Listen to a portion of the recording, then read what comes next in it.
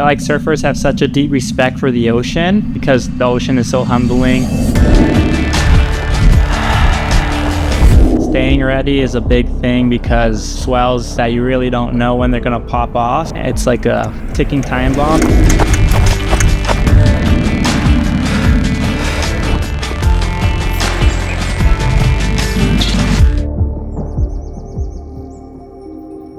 We got a tight brotherhood, obviously, and our first big wave sessions are together, whether it's sunset, whether it's pipe.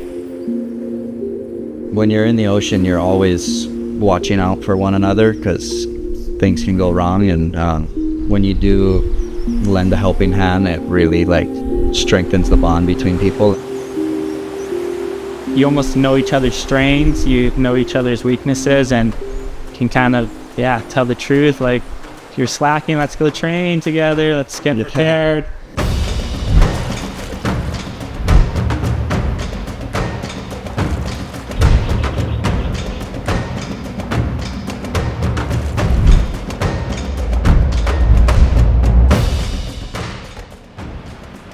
When you're surfing big waves or any of these high consequence heavy waves on the North Shore, Take another push-up maybe. And then you usually go out with a friend or a few friends, and training together with them, you know that everybody's kind of up to a good level, and the ocean stops for nobody. You get lucky if you catch a break, you get pounded, and there's not a wave behind. You got to be ready for extended periods of time to push through some heavy situations where you're depleted of oxygen, but there's still more waves coming, and you can't say, time out. The rock running is a very good apnea training for when you are getting pounded, using muscles and holding your breath, and you're pushing yourself to find your limits of how long you can be underwater, and that way when you're getting pounded you can think back and rely on, okay, I did 30 seconds underwater running this, I'm not using as much energy, I can relax and conserve oxygen, not using my legs or not using my arms until it is time when the violent beating stops, and then you're like, okay, now here's the time, I got to use my oxygen, get to the surface, get a breath.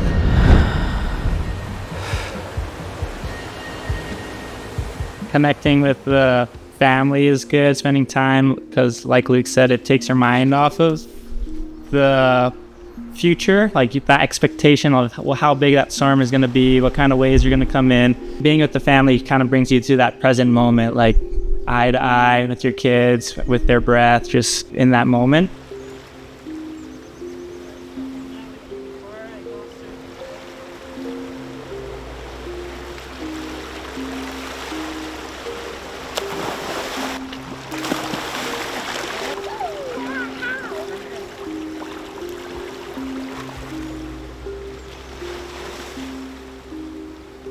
And a point, the furthermost western point, and then Waimea. This is, especially when the clouds move and the heiau's right up there. This is the home zones.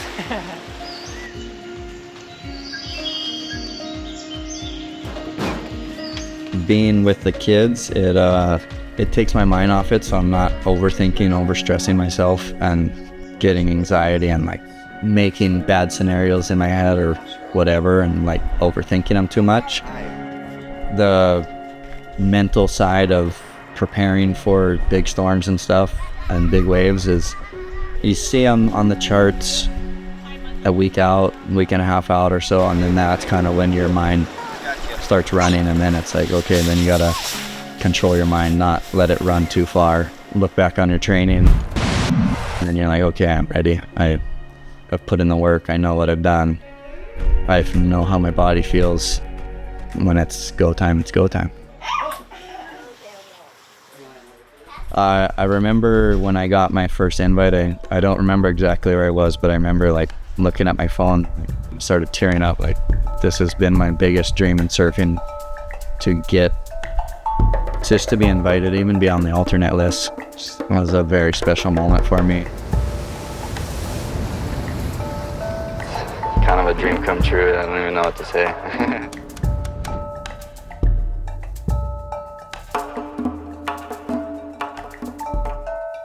It was one of the most exhilarating rides, just because like that disconnect moment, and then being in the white water and it's like a torrential downpour, like trying to stay up in that and then popping out of it. I was like, wow, that was a really good wave. I wonder what that scored. Maybe that could be a 9. Hopefully I can be on the podium. They say Eddie chooses the winner, and I feel very blessed that he chose me.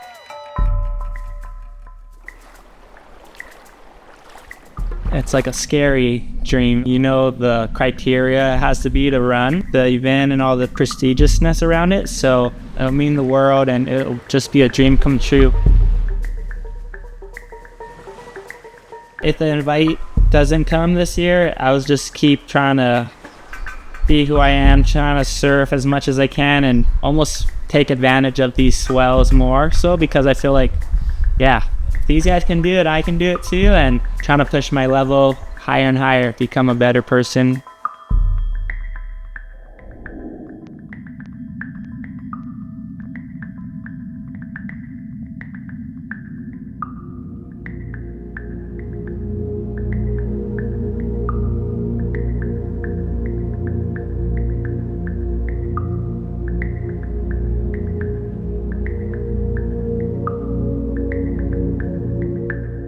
I think that's why Eddie, that's the lifeguard tower he worked on for so many years, watching over everyone. And I feel like the more you spend time with a place, you obviously build a deeper connection. So the kids and us, we spend countless hours of our lives swimming in these oceans, especially here.